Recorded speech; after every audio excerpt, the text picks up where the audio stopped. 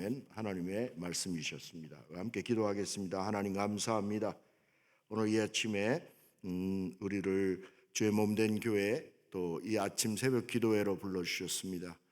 아버지 하나님, 이 아침에 하나님께 함께 기도하고 찬송하며 또 하나님 준비하신 말씀을 우리 귓전에 들려주실 때 이 말씀이 우리의 삶의 해답이 되고 이 말씀이 우리의 삶의 바른 길이 되어서 정말 주님 앞에 축복받고 주님의 그 세밀한 인도하심을 받는 우리 모두로 삼아 주옵소서. 주 예수 그리스도 이름으로 기도합니다. 아멘. 네, 이사야서를 지금 이제 30장까지 오면서 굉장히 그동안 하나님께서 이스라엘과 유다 백성들에게 끊임없이 하나님께서는 사랑 어린 경고도 하시고 권면도 하시고 때로는 징계와 책망도 하시면서 여호와께로 돌아오라고 끊임없이 종용하셨습니다. 그럼에도 불구하고 참 이스라엘과 유다 백성들이 좀채 움직이지를 않아요, 하나님 앞에. 그래서 이 30장에 와서는 이제 급기야는 하나님께서 그들에게 하나님의 백성으로 살 때 이스라엘과 유다의 백성들이 이제 하나님께 받을 수 있는 그 놀라운 축복들을 열거해 주십니다. 그러면서 이런 축복이 예비되어 있는데 왜 이렇게 아주 고통 속에 살고 있느냐? 이 본문 표현에 의하면 환난의 떡과 고생의 물을 마시고 사냐? 그러면서 하나님의 그 안타까워하시는 그 말씀이 들어 있습니다. 환난의 떡과 고생의 물이라는 말이 재밌죠? 환난을 떡 먹듯이 먹는다는 소리고 고생을 물 마시듯이 한다는 얘기 아니겠습니까? 그 얼마나 하루하루가 참 힘들겠어요. 그러면서도 하나님께 돌아오지를 않으니까 하나님께서 하나님의 백성이 되면 하나님 나라에 거주하는 하나님 나라의 백성이 되면 큰 축복을 주신다고 얘기하는 겁니다. 자, 여러분, 지금까지 신앙생활 하시면서 혹시 무언가 하나님이 예비하신 더 풍성한 것이 있는데 분명히 있기는 있는 것 같은데 왜 내가 그걸 잘 이렇게 못 누리지? 라는 고민하신 적이 있으신가요, 혹시? 저는 있습니다. 그리고 성경에 보면 하나님께서 아주 세밀하게 하나님의 사람들의 삶에 개입하셔서 인도하시고 오늘 그 표현대로 하면 우리의 스승이 되셔서 우리의 뒤에서 말소리가 들려 이쪽으로 가라 저쪽으로 가라 하면서 바른 길로 정로로 그렇게 인도하신다는데 왜 나는 그걸 못 누리지? 그러면서 좀 고민된 적이 없으신가요? 저는 있습니다. 많이 있어요. 많이 고민했어요. 왜 나는 그런 축복을 못 누리지? 한 적이 있습니다. 만약에 저와 여러분 중에 그런 고민을 하셨던 분들이 계시다면 오늘 본문이 분명한 답을 우리에게 주실 것입니다. 하나님 말씀은 언제나 옳습니다. 하나님의 말씀은 한 번도 틀린 적이 없으니까요. 아멘. 네, 우리 한번 오늘 아침에는 그 19절서부터 26절 말씀을 한 절 한 절 한번 서로 한번 강해를 한번 해보십시다. 그래서 이 말씀이 우리에게 지금 주고자 하는 그 말씀의 아주 그 영적인 의미, 그러니까 이 문자에 나타난 의미에 넘어서는, 그죠? 초자연적이고 또 하나님의 그 영이신 하나님의 영적인 의미를 같이 한번 은혜를 나눴으면 좋겠습니다. 먼저 19절을 보겠습니다. 자, 19절은 이렇게 시작하죠. 시온에 거주하며 예루살렘에 거주하는 백성아, 너는 다시 통곡하지 아니할 것이라. 그가 네 부르짖는 소리로 말미암아 네게 은혜를 베푸시되 그가 들으실 때 네게 응답하시라. 자, 시온에 거주하며 예루살렘에 거주하는 백성아라고 말씀이 이제 포문을 열었습니다. 사실 오늘 메시지 키가 여기 있습니다. 제가 이 본문을 읽으면서 처음에는 좀 당황을 하더라고요. 무슨 얘기를 하려고 하시는 거지? 굉장히 좀 어렵고 해석이 좀 안 되더라고요. 그런데 계속 묵상을 통해서 또 하나님께 묻고 이 말씀에 숨어 있는 하나님의 진리의 눈을 열어달라고 계속 기도했더니 이 시온에 거주하고 예루살렘에 거주하는 백성이라는 말씀에서 그냥 말씀이 확 열리더라고요. 끝머리까지 그냥 쫙 풀렸습니다, 한 번에. 그래서 키 메시지는 이 시온에 거주하고 예루살렘에 거주하는 백성아, 여기 구절입니다. 이 구절을 여러분들 딱 염두에 두시고 말씀을 봤으면 좋겠습니다. 시온과 예루살렘이라는 것은 같은 지명이에요. 이 지정학적으로는. 그런데 여기 본문에서 얘기하는 것은 이제 어떤 일차적인 물리적인 그 지리적인 위치만을 얘기하는 게 아니죠. 이것은 성경을 통해서 한번 그 의미를 찾아보려고 하는데요. 시편 132편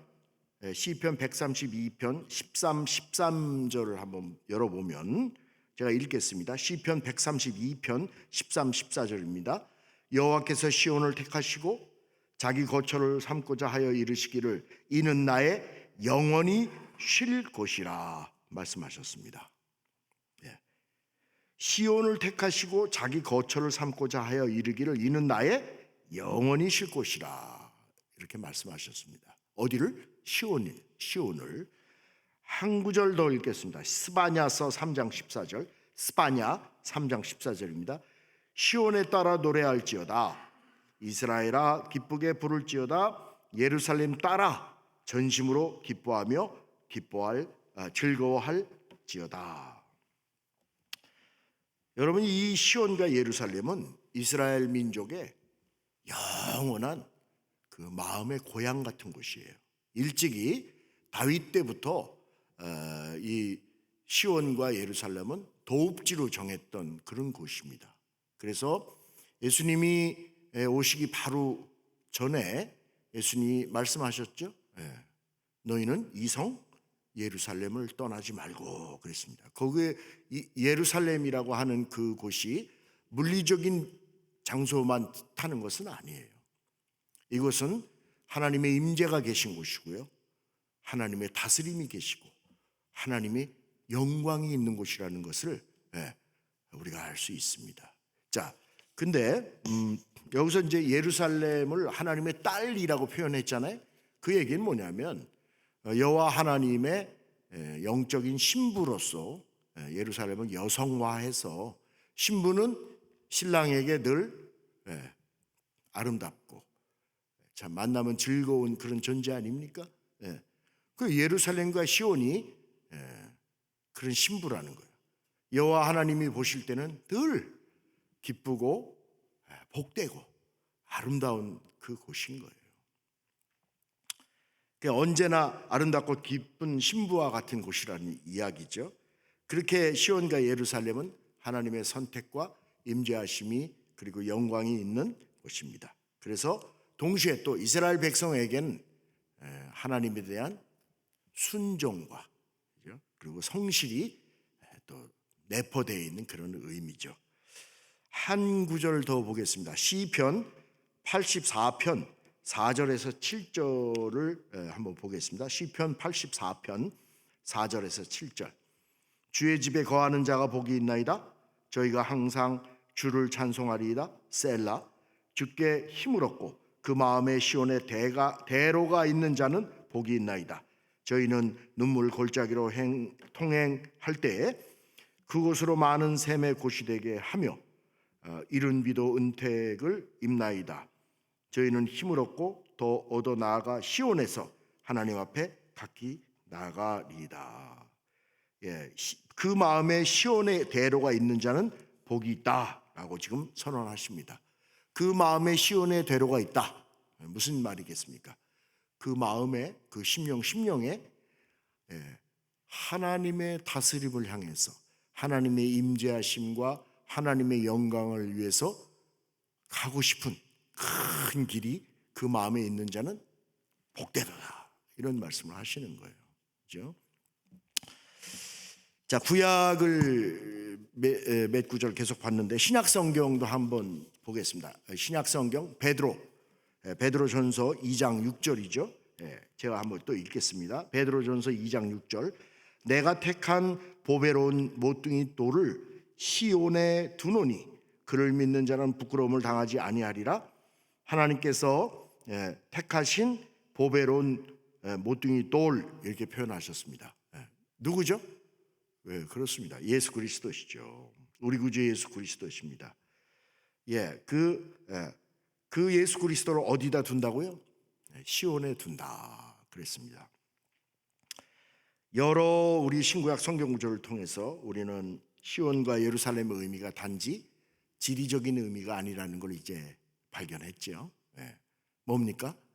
하나님의 영광이 있고 하나님의 임재하심이 있고 특별히 하나님의 다스림이 있는 것입니다. 그러니까 시온과 예루살렘이라는 것은 우리가 늘 즐겨 쓰는 언어로 하면 뭐죠? 하나님의 나라입니다. 천국이에요. 천국. 하나님의 나라. 거기에 거하는 백성이 되라는 거예요. 거기에 거하는 백성이 될 때 하나님이 어떻게 우리를 축복하시는지 말씀하시는 거예요. 그죠? 그래, 다 같이 한번 또 보겠습니다. 19절이죠. 우리가 19절을 읽었으니까 본문을 다시 보겠습니다. 19절에 시온에 거주하며 예루살렘에 거주하는 백성아, 너는 다시 통곡하지 아니할 것이라. 그가 내 부르짖는 소리로 말미암아 내게 은혜를 베푸시되 그가 들으실 때 내게 응답하시리라. 이렇게 시온에 거주하고 예루살렘에 거주하는 백성에게 주신 하나님의 첫 번째 축복이 뭐죠? 기도 응답입니다. 기도 응답. 오늘 이 아침에 우리 다 기도하러 왔잖아요. 근데 왜 기도합니까, 여러분? 응답 받으려고 하는 거잖아요.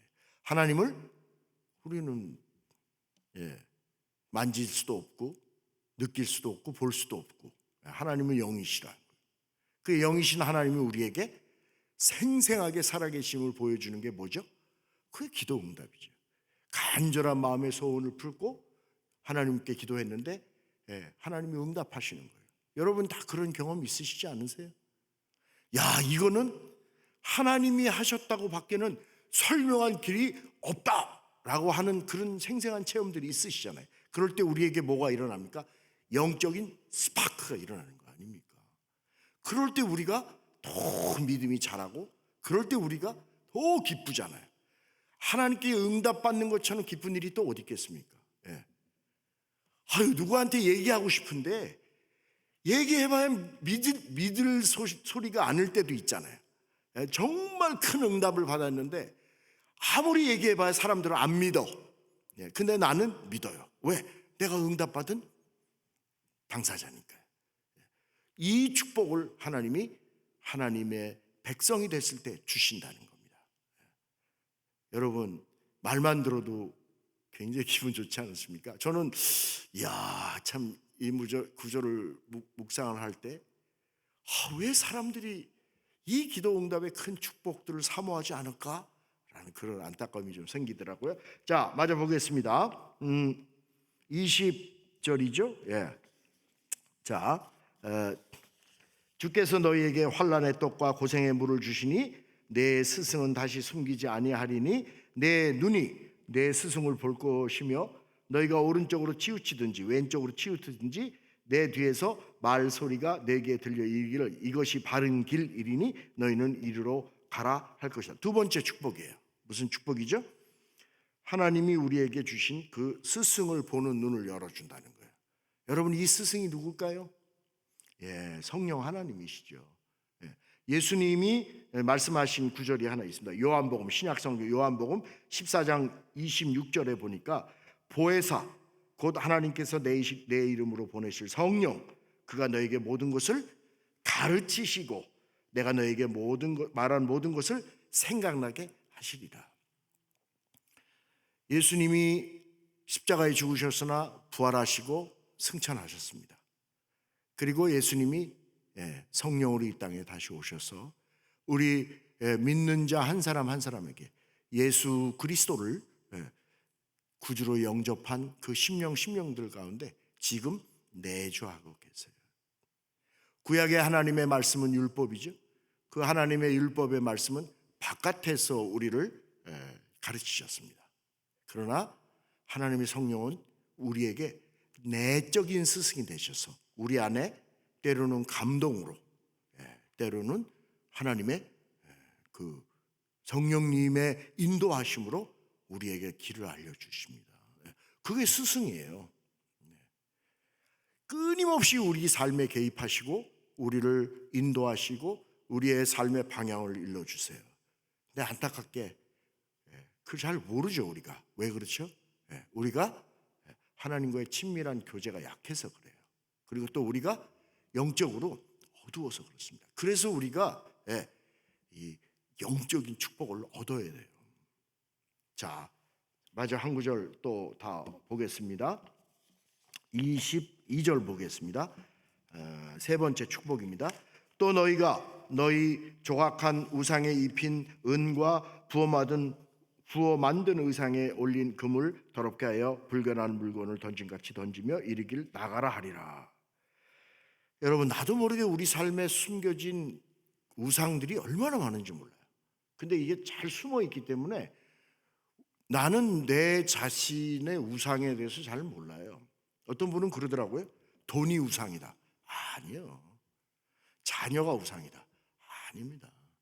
가장 큰 우상이 누군지 아세요, 여러분? 나입니다, 나. 남의 돈이 무슨 우상이겠어요? 내 돈이 우상이죠. 남의 자식이, 남의 새끼가 무슨 우상입니까? 내 자식이 우상이죠. 그죠? 이게 우상 덩어리예요. 그래서 이 우상을, 나를, 그죠? 과감하게 내던져버릴 수 있는 은혜를 주신다는 거예요. 여러분, 우리 기독교 신앙의 가장 큰 축복 중에 하나는요, 중심 이동이에요. 우리 모든 사람은 나 중심의 세계관으로 삽니다. 그래서 요즘 그 젊은 분들이 많이 하는 말이 있잖아요. 내로남불. 무슨 뜻인지 아세요? 그 뜻이 아주 괴상망측하더라고요. 내가 하면 로맨스고 남이 하면 불륜이랍니다. 내로남불. 제가 그 얘기를 듣고서 이게 참 말도 참 기가 막히게 만든다. 내가 하면 다 괜찮은 거예요. 근데 남이 하면 큰 범죄죠. 그게 뭐예요? 나 중심이죠. 나한테 찾아온 감기는 너무 큰 거예요. 근데 남이 걸린 암이나 남이 걸린 중병은 나하고 상관이 없는 거예요. 그게 뭡니까? 그게 바로 내 중심의 사고, 내 중심의 가치관이잖아요. 이 내 중심의 가치관을 가지고는 우리 그리스도인으로서 하나님의 사랑을 드러낼 수 없습니다. 이 내 우상을 버릴 수 있도록 우리의 눈을 열어주신다는 거예요. 얼마나 큰 축복입니까? 아멘. 자, 더 보겠습니다. 23절에서 25절입니다. 23절에서 25절이에요. 내가 땅에 뿌린 종자에 주께서 비를 주사 땅이 먹을 것을 내며 곡식이 풍성하고 기름지게 할 것이며 그날에 내 가축이 광활한 목장에서 먹을 것이요 밭 가는 소와 어린 나귀도 키와 새스랑으로 까부르고 맛있게 한 먹이를 먹을 것이며 크게 살육하는 날 망대가 무너질 때에 고산마다 줄령마다 그 위에 개울과 시냇물이 흐를 것이며. 여러분, 하나님은 우리에게 영적으로만 축복하시는 게 아닙니다. 우리의 살림살이도 풍성케 하신다는 거예요. 우리의 소산도 맛있게 먹이게 하신다는 거예요. 하나님의 다스림 속에 들어가고 시온과 예루살렘에 거주하는 백성이 됐을 때 하나님은 우리의 살림살이도 하나님은 풍성케 하신다는 거예요. 아멘. 여러분, 이거는 말로 설명이 안 되죠. 체험을 해봐야 돼요. 그렇죠? 자, 한 구절 더 보겠습니다. 마지막 구절이네요. 26절인데요. 여호와께서 그 백성의 상처를 싸매시며 그들의 맞은 자리를 고치시는 날에는 달빛은 햇빛 같겠고 햇빛은 7배가 되어 7날의 빛과 같으리라. 여호와께서 그 백성의 상처를 싸맨다고 했습니다. 여러분, 우리가 살아가면서 얼마나 많은 상처를 주고받는지 아시죠? 그렇죠? 하여튼 인간관계에서 남는 거는 상처밖에 없어요. 교회에서도 많이 듣는 얘기 중에 하나가 상처받았다는 얘기예요. 그런데 여러분, 내가 상처를 받기만 할까요? 아닙니다. 나도 얼마나 상처를 주는지 몰라요. 단지 기억만 못할 뿐이에요. 그죠? 내가 하는 그 작은 말에 상대방이 엄청나게 상처받고요. 내가 무심결에 하는 그 행동으로 다른 사람도 크게 또 상처를 받아요.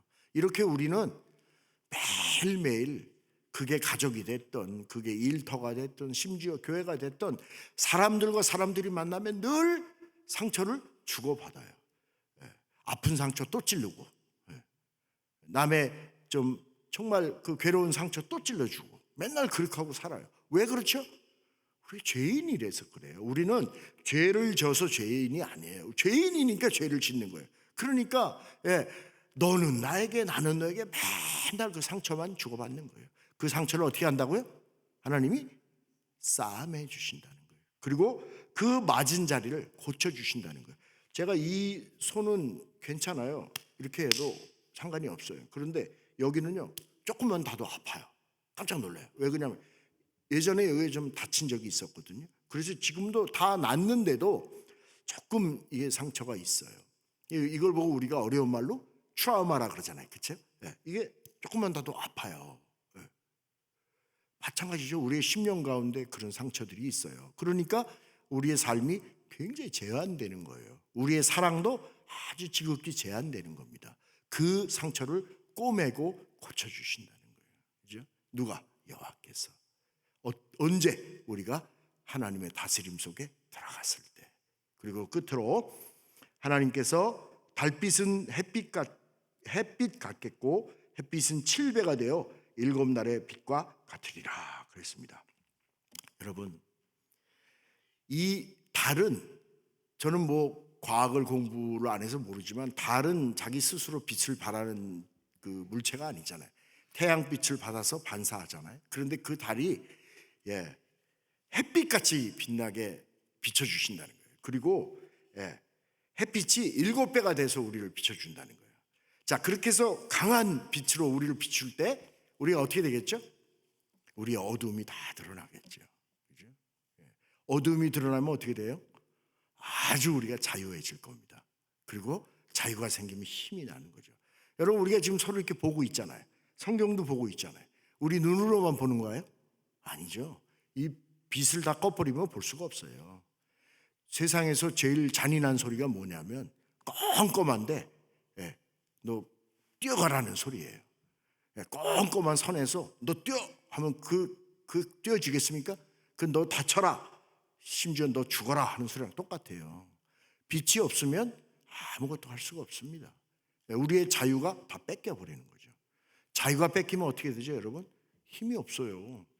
아무리 무서운 사자나 호랑이도 자유를 딱 뺏어서 우리 안에 딱 가둬놓으면 그거 아무것도 못해요. 그 요만한 어린아이가 가서 막 뭘 돌멩이 던져도 꼼짝 못합니다. 왜? 자유를 뺏겼으니까. 힘을 잃어줘. 그래서 사람들이 죄를 저질렀을 때 그 벌로 사람들에게 자유를 뺏어서 어디다 가두잖아요. 그렇죠? 자유를 뺏긴다는 것은 힘을 잃는다는 거예요. 근데 그 자유가, 그 힘이 어디서 뺏겨지냐면 우리에게 빛을 뺏어가면 잃어버리는 거예요. 그러니까 우리가 어두움에 사는 사람들은 힘이 없어요. 그러니까 우리가 흑암 가운데 있을 때 우리는 남을 용서할 힘도 없고 남을 사랑할 수 있는 힘도 없고 남을 튼튼하게 덕을 세워줄 수 있는 힘이 없는 거예요. 왜? 내가 어두움에 있으니까. 그 어두움을 하나님이 깨시겠다는 겁니다. 그래서 예수님이 마태복음 4장에 마귀에게 시험받고 나서 오시고서 하신 제일 먼저 첫 마디가 뭡니까? 흑암에 앉은 백성들아 큰 빛을 보리라 그랬죠. 예수께서 이 땅에 뭘로 오셨습니까? 빛으로 오셨어요. 그래서 그리스도를 영접한 우리 안에 빛이 되신 그리스도께서 우리 안에서 우리의 어두움을 환히 밝혀주는 거예요. 제가 오늘 교회 처음에 왔거든요. 꼼꼼해서 혼났어요. 그래서 제 눈이 너무 나쁘니까 이게 셀룰라 폰에 그 플래시라이트를 해서 더듬더듬하면서 이렇게 들어왔거든요. 그래서 기도하고 있는데 조금 있다 우리 전사님이 일찍 오셔서 불을 탁 켜주시니까 그때서야 환하게 보이더라고요. 그 그리스도께서 우리 안에 환한 빛을 비춰주시는 겁니다. 아멘. 그 나라가 바로 우리가 사모해야 되고 우리가 살아야 되고 그리고 우리가 다스림을 받아야 할 하나님의 나라입니다. 아멘. 그 나라의 백성이 되어서 하나님 주신 이 귀한 6가지 축복을 다 받아내야 되겠습니다. 이 아침에 저에게 맡겨진 이사야서 30장 19절에서 26절까지의 말씀을 여러분께 심부름해 드렸습니다. 이 시간 우리 한번 기도했으면 좋겠습니다. 무엇보다도 이때 이 말씀을 붙잡고 기도하십시다. 여러분의 소원을 붙잡고 기도하는 것은 잘 하는데 말씀을 붙잡고 기도하는 훈련이 좀 안 돼 있는 것 같아요. 여러분 말씀을 붙잡고 기도해야 이 말씀이 우리 안에 실제적으로 워킹합니다. 그래서 정말 시온에 거주하고 하나님의 백성으로 예루살렘에 거주해서 우리에게 주시는 이 6가지 축복